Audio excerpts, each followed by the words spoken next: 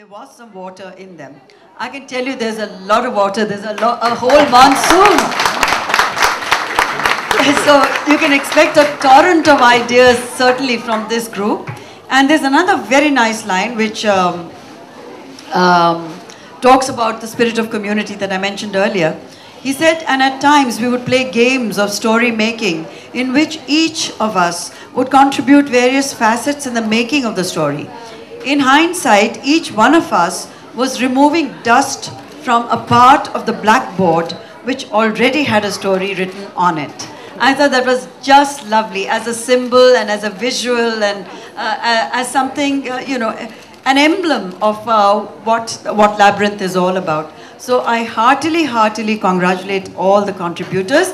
I just think this is a first small step. Each one of you is going to write a novel next.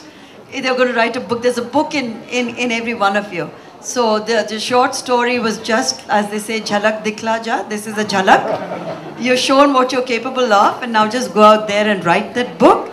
And I would actually invite spontaneously, I hope, and he doesn't mind, Abhishek to read an excerpt from the story that he has written, because Rishabh has told me that Abhishek has the best voice in the group. So over to you, Abhishek. Hello. Good evening, ladies and gentlemen. It's indeed a privilege to be here amongst such an august audience. Mr. K.K. Maheshwari, Ms. Shobha De, and all of you. I'll just read out a small excerpt from my contribution at Labyrinth. The story is titled A Day of Battle.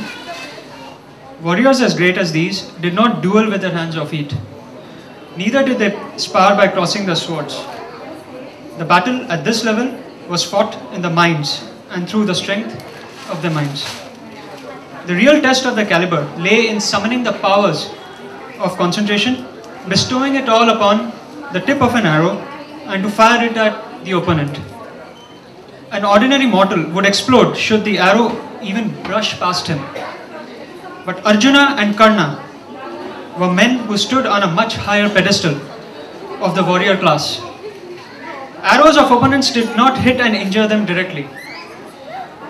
They didn't dare to unless fired by the gods themselves. But they found their mark on the chariots. Arjuna spotted Karna's chariot from a long distance off. After all, those were the eyes that had spotted a fish's eye from much farther. He looked at Krishna, his charioteer, for advice. The enigmatic Lord Krishna, the sustainer of the universe, was the 8th incarnation of Lord Vishnu and was considered the complete avatar of the God himself. As the world started to tip over onto the side of evil, God had himself taken birth in the form of Krishna. That would be it. Otherwise, the story would be... Thank you very much. Yeah, thank you, ma'am. Well, Mr. KK, it's such a pleasure having you here with us. What do you feel when you see such young minds come together? Most importantly, to avail of an opportunity such as this, because I think to come up with an idea such as this in today's day and age where, like Shobha ma'am said, people from different walks of life take that time out and know that, okay, now this is the time I need to devote and this is the time where I can be anything with like-minded people as these. So what do you think about the whole idea, sir? Well, of course, I must tell you it's a great idea. When Rishabh came to see me, my connection goes back to him much before he was born. Because his father was, and I studied together almost about 40 years ago. And generally, both his father and me being a chartered accountant, and Rishabh, when he told me the chartered accountant, typically when we started, we were considered as bean counters, very dry people, no sense of creativity. I was quite surprised that Rishabh, being 4th generation, the CA must be in his blood thicker than anything else. How come he got creative?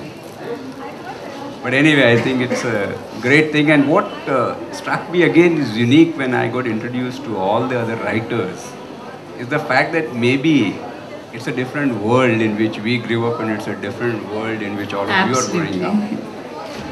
And that's the beauty of the world you are in.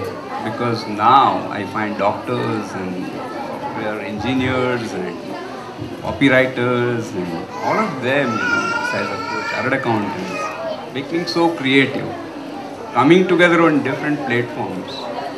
And again, what I think the book is very aptly titled when I started reading the book. First I was confused. Why would you name a book Labyrinth? Is it going to be very complex and complicated that no one should pick up the book? It's going to be highly irregular passages which nobody can understand. So I was perplexed. Why name a book like that? You're almost terrorizing people to run away from it.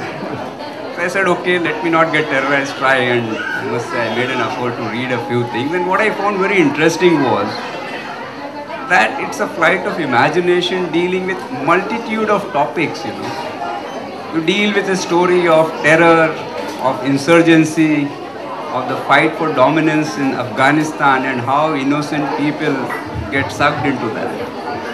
You have a story of Bagheera Hut House, which almost feels like a dreadful dream from which you awaken. You have stories, I don't know, maybe I'm forgetting the names, but SimWorld, which is almost like, I've read stories about how some people have started living in virtual world and they have virtual currency there. It felt almost like being transported into the virtual world, but the virtual world was not full of today's terrorists, and they say that human beings are the worst animals on the earth, but different type of animals and different type of experience, a story of love, hate, deceit, Mortified again love of Indians for food, or puppet show, beautiful story around mystery. So I found it all very interesting, and what I find that the book was very aptly titled. For one could never imagine getting together a complex group, Hardly you can have 2 lawyers or 2 chartered accountants agree on everything. Now getting doctors and copywriters and engineers to agree on everything must have been a really fascinating experience.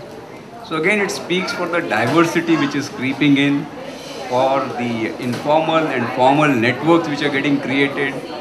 And I can tell you that by the time you grow up to my age, and of course some of you would be celebrities by then, and it would be a different world. And I think all your creativity, I wish you good luck with that, because it's going to really help and good stead in everything that you do in life. It was a fantastic experience for me personally to understand how the world has moved on, how you youngsters are so dramatically different. Thank you so much, sir. Thank you so much for those words. Well, before we move on, I have one last question to Shobha ma'am. Ma'am, like he said about the opportunities that,